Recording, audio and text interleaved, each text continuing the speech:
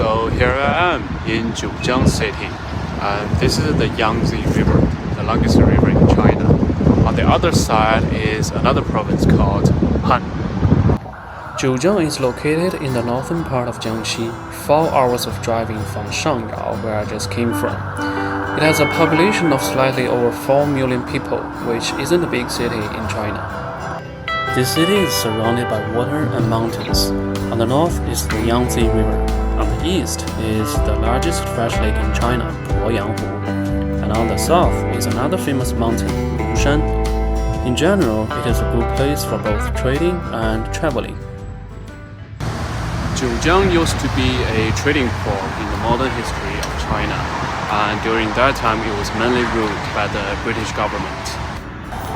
I'm now walking to the Jiujiang concession site built by Britain in the 19th century. Due to its advantage in transportation just by the Yangtze River, the British government controlled this place for the benefits of its trading. Till this day, some landmarks were still left and maintained from that time. Behind me is the Jiujiang Concession Museum. During the Second Opium War in the 1850s and 60s, the British government forced the Qing government to sign the unequal Treaty of Tianjin, and Jiujiang was listed as one of the 10 newly opened trading ports to Britain. These treaties allow Western countries like Britain to trade their goods without tariff in China and also exempt from Chinese law. Now this is the Lushan I mentioned earlier. I'm on the east side of the scenic spot. This place is quite large, and since I just finished hiking on Sanqing Mountain in Shangyao yesterday, I don't think I'm gonna climb Lushan today, but instead I'll just take a walk. I'm trying to do a little hiking to a little peak ahead to see if I can get a better view. Now we have an opening here. This is much better.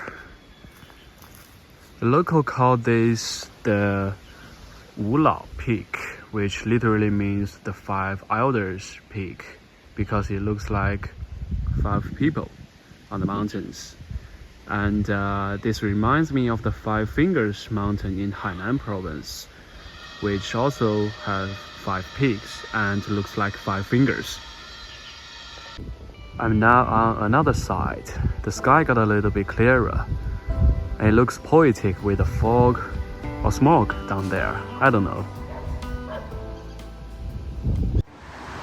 I'm now at the Yangtze Riverside again to visit an ancient and famous building in the Chinese history called Xunyang Lou, which was also a civilian restaurant at that time.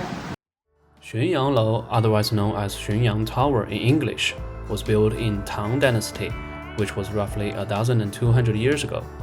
At that time, the city was called Xunyang, so this building was named as Xunyang Tower.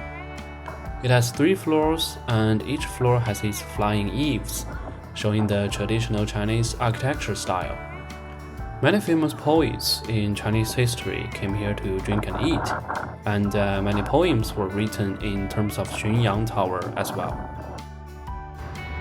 In the tower, there are figures from one of the 4 greatest classical novels in Chinese literature, The Water Margin.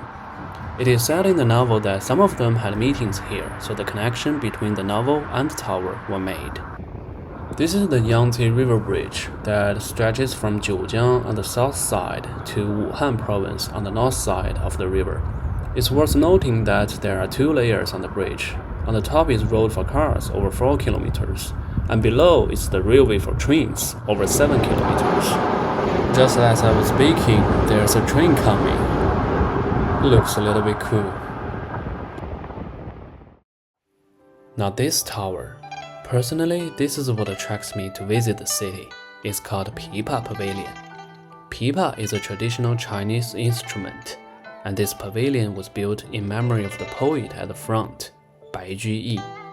He is probably the 2nd most famous poet in Chinese history, who wrote over thousands of poems, and among which over hundreds were in our textbooks. Bai Juyi was an officer and poet in the Tang Dynasty. He was once demoted to this city, and one night he heard a woman playing pipa on a boat by the river. After hearing her account of her life story, He was deeply touched and felt the same way about his life, so he wrote the famous and long-lasting poem, Song of the People. It is very touching that, after so many years, I have come to the place that was in my primary school's textbook. It is here in front of my eyes. And this is the poem written by Bai Juyi that we were all asked to memorize as students.